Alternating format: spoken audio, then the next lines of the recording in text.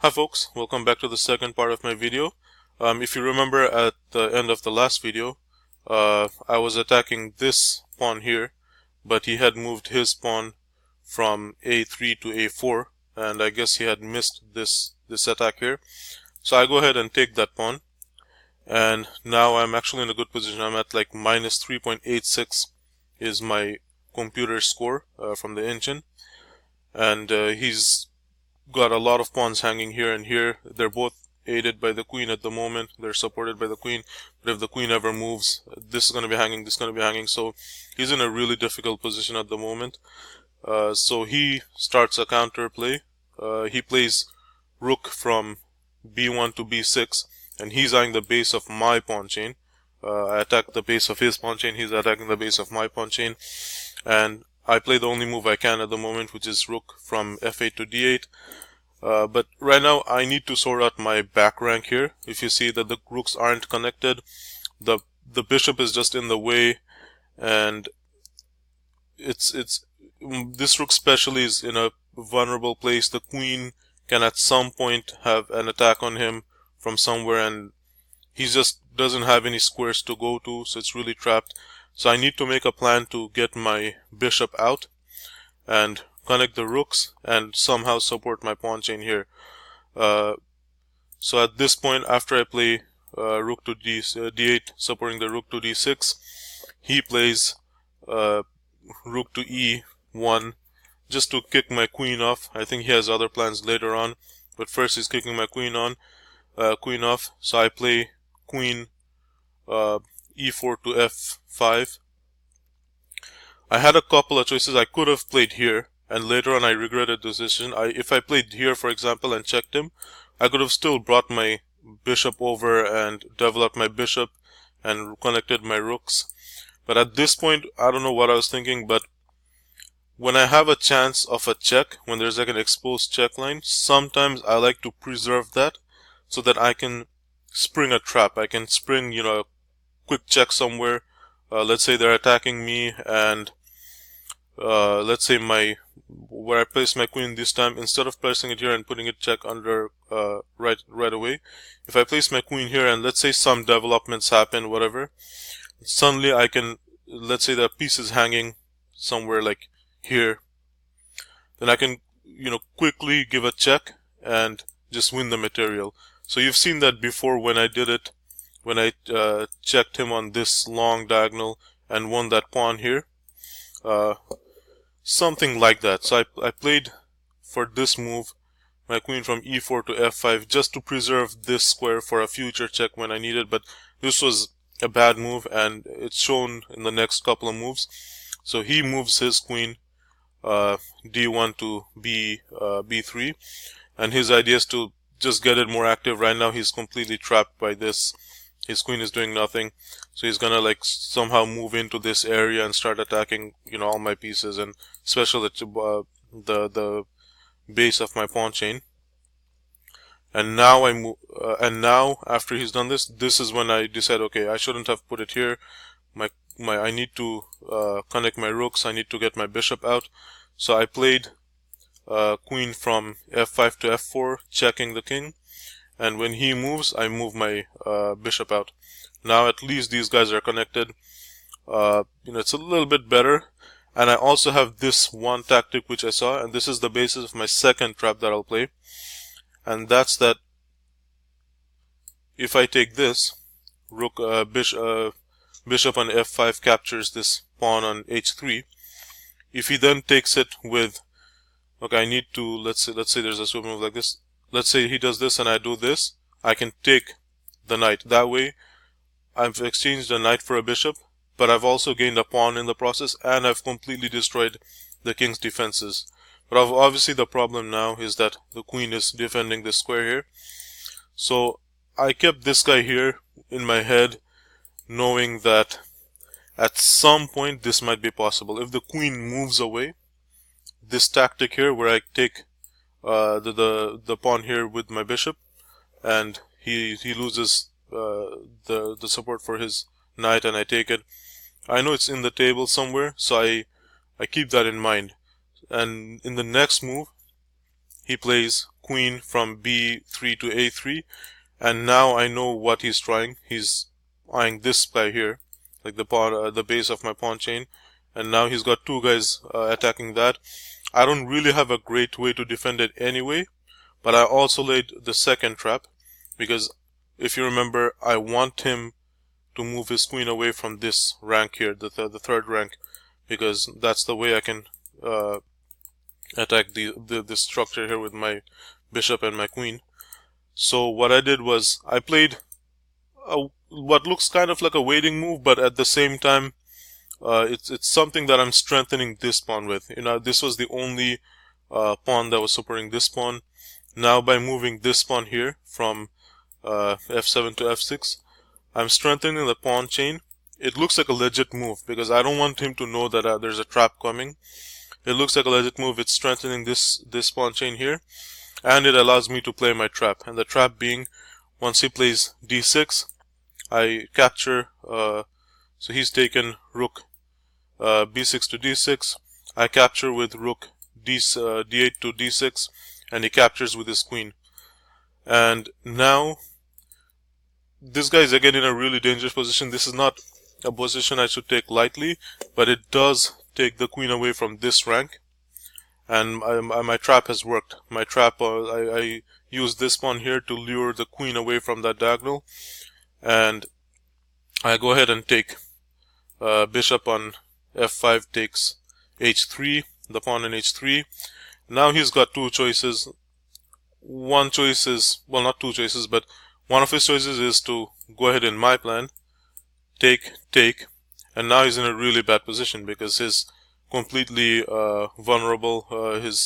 My queen is very close to his king. His king is defenseless, and at the same time I can maybe at some point bring my rook over, bring it over to this this seventh rank here, for my seventh rank, their second rank, and really put a lot of checkmate pressures. So that was what I was hoping would happen. He had the sense not to take an a3, and he moves to queen c6.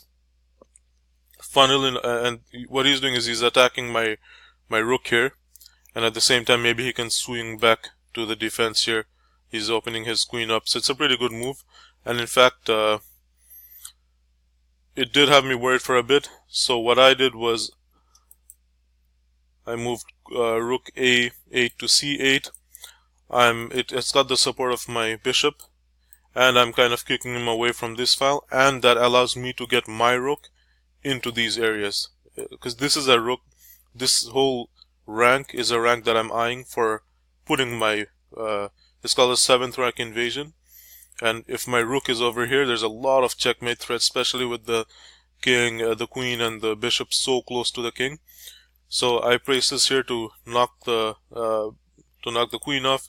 He does move, and I guess this is also a little bit precarious at this point because right now the rook is being defended by my bishop, and it's the only defender.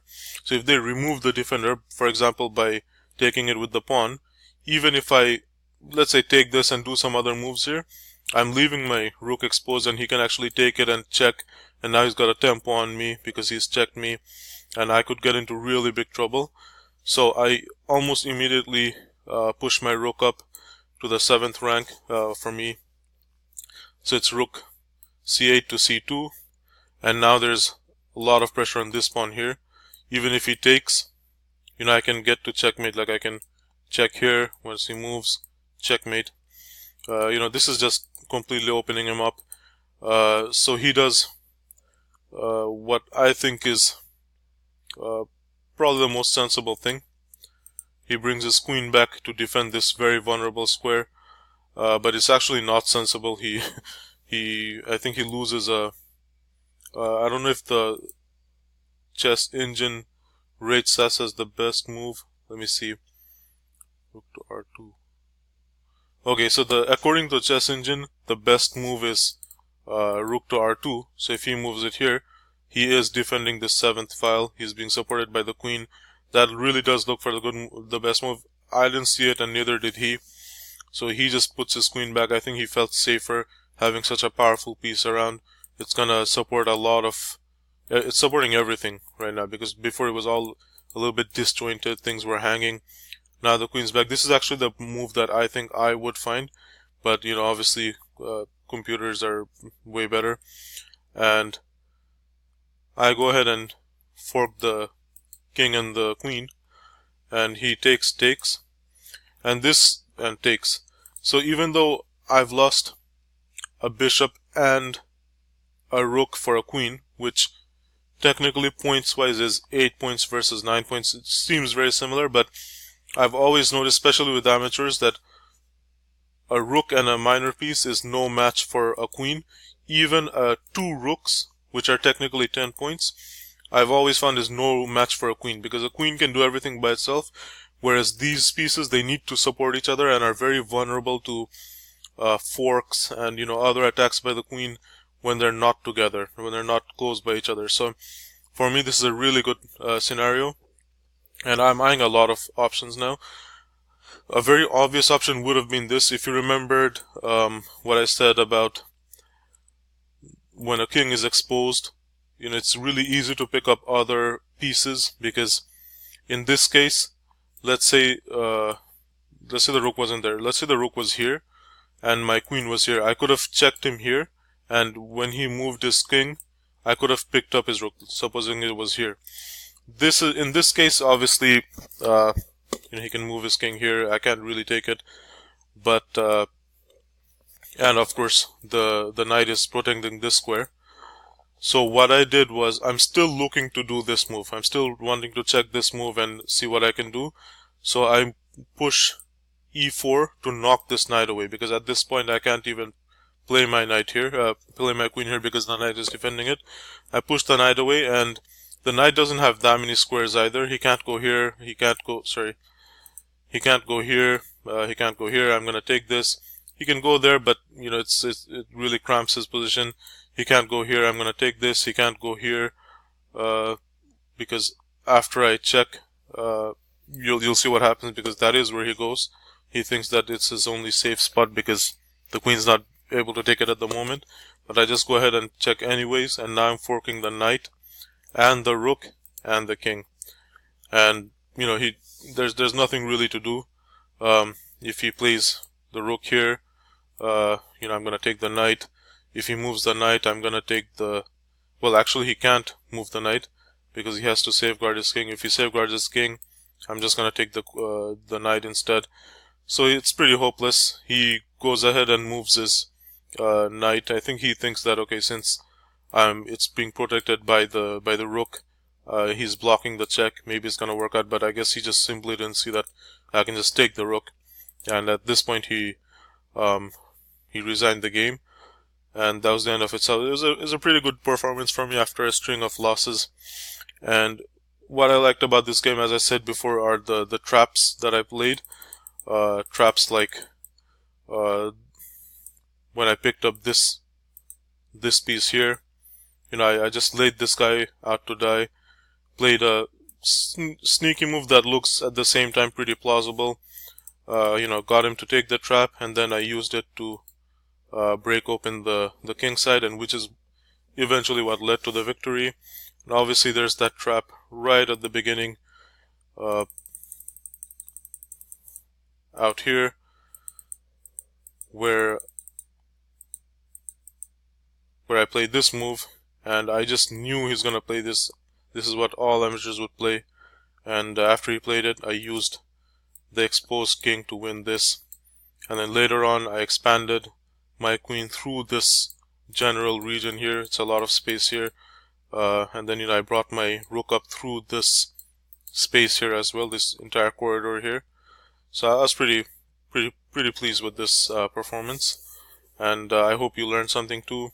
I hope you learned especially how vulnerable kings are when they're exposed. So you should take better care to safeguard your kings.